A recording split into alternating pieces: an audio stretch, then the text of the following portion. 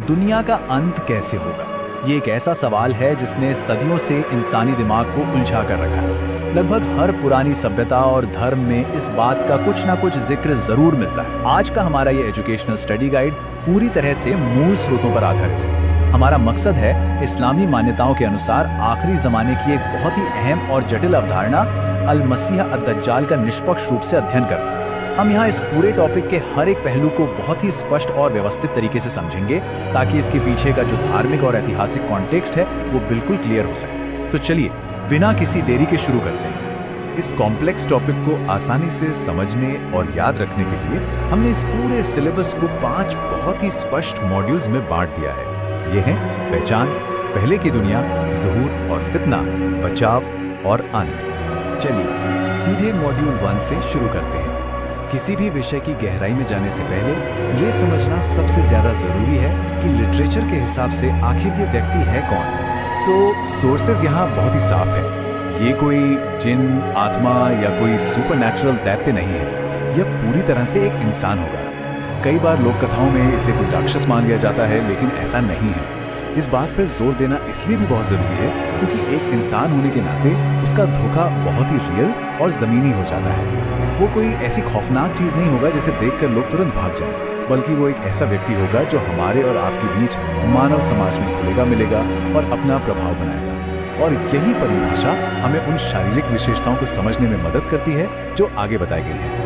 अब जो बात इस स्लाइड को सबसे दिलचस्प बनाती है वो ये है कि सोर्सेज में कुछ बहुत ही स्पेसिफिक और आसानी से पहचाने जाने वाले शारीरिक लक्षणों पर जोर दिया गया है, जैसे कि उसकी एक आंख का खराब होना। और हाँ, उसके माथे पर लिखा काफिर शब्द सिर्फ एक निशान नहीं है, बल्कि एक तरह का स्पिरिचुअल टेस्ट या आध्यात्मिक परीक्षा है। मजेदार बात यह है कि इसे हर कोई अपनी आम आंखों से नहीं पढ़ पाएगा। जो लोग उसके चमत्कारों के धोखे में आ जाएंगे, उन्हें यह शब्द नजर ही नहीं आएगा।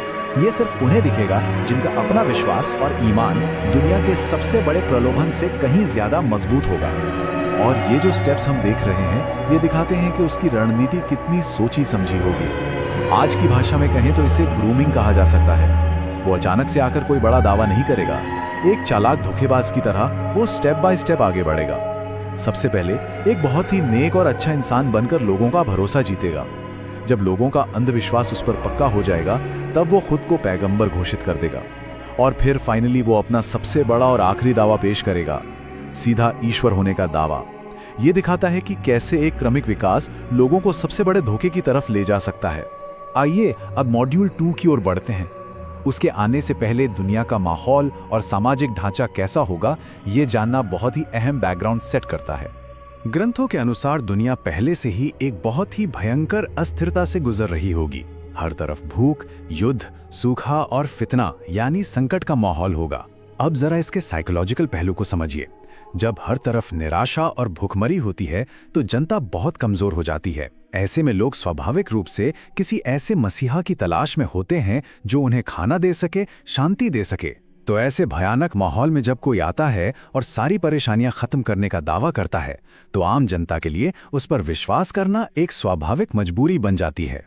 यहीं से शुरुआत होती है हमारे तीसरे मॉड्यूल की, उसका ज़ुहूर और वो मुख्य संघर्ष जिसे साहित्य में फितना या एक बहुत बड़ी परीक्षा कहा गया है। इसमें नोट करने वाला सबसे पहला फैक्ट ये है कि वो पूरब की दिशा से निकलेगा, खासकर खुरासान के इलाके से। साहित्य बताता है कि आते ही वो बहुत तेजी से अपने फॉलोअर्स की एक विशाल भीड़ इकट्ठा कर लेगा। और ये तेजी दिखाती है कि कैसे मुश्किल समय में एक करिश्माई लेकिन झूठे नेता के इर्द गिर्द जन आंदोलन पलक झपकते ही खड़े हो जाते हैं। उसकी सबसे पहली और इकलौती मांग यही होगी कि लोग बाकी सब कुछ छोड़ दें और सिर्फ उस पर विश्वास करें। अब यहाँ एक बहुत ही गहरा थियोलॉजिकल पैराडॉक्स है। वो आसमान से बारिश बरसाएगा, बंजर जमीन से तुरंत फसलें उगा देगा, लेकिन ग्रंथों के मुताबिक ये असाधारण शक्तियां खुद रचयिता द्वारा ही उसे दी जाएंगी। क्यों? इंसानियत को परखने के लिए। ये एक अल्टीमेट टेस्ट है। ये इस बात की परीक्षा है कि क्या इंसान अपनी आंखों के सामने दिखने वाले इन भौतिक चमत्कारों पर अंधा विश्वास कर लेगा या फिर अपनी अंतरात्मा की आवाज और अपने मूल विश्वास पर टिका रहेगा। जरा इस आमने सामने के तुलनात्मक विश्लेषण को देखिए। यह है द ग्रैंड इल्यूजन। जो जन्नत और जहन्नम वो दिखाएगा, असलियत उसकी बिल्कुल उल्टी होगी।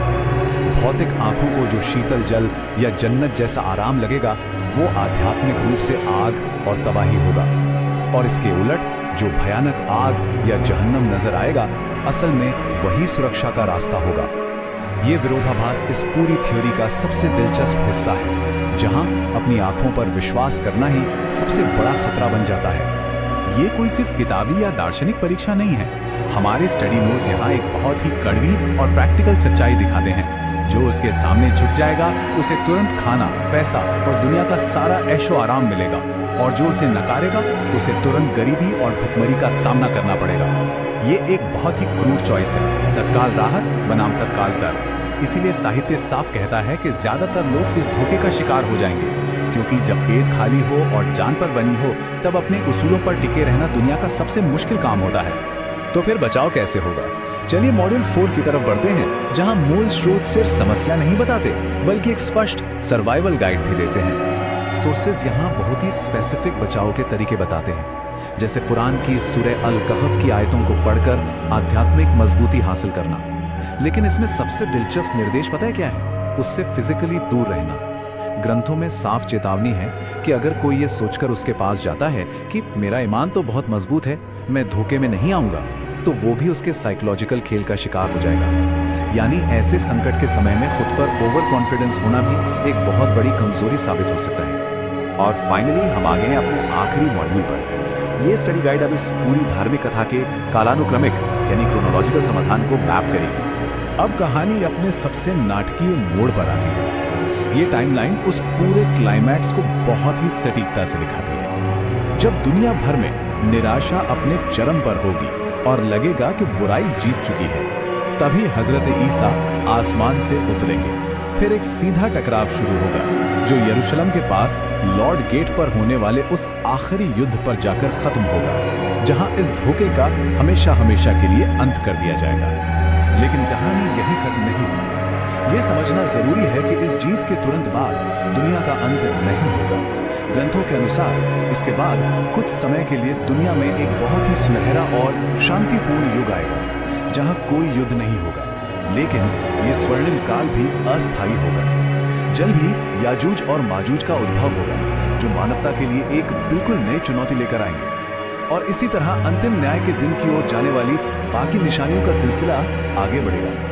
इस एक्सप्लेनर को खत्म करने से पहले हम आपको एक बहुत ही गहरे सवाल के साथ छोड़कर जा रहे हैं। जरा सोचिए, जब सच्चाई और एक बहुत ही खूबसूरत धोखे के बीच कोई साफ अंतर ही न बचे और आपकी जान दांव पर लगी हो, तो क्या इंसान भौतिक लाभ को ठुकराकर आध्यात्मिक सच्चाई को चुन पाएगा? ये सवाल सिर्फ एक पुरानी कहानी का नहीं है, बल्कि हमारे इंसानी स्वभाव और हमारे विश्वास की गहराई की बहुत ही गहरी पड़ताल करता है। इन सोर्सेस के हमारे आज के इस विश्लेषण में शामिल होने के लिए आपका बहुत बहुत धन्यवाद।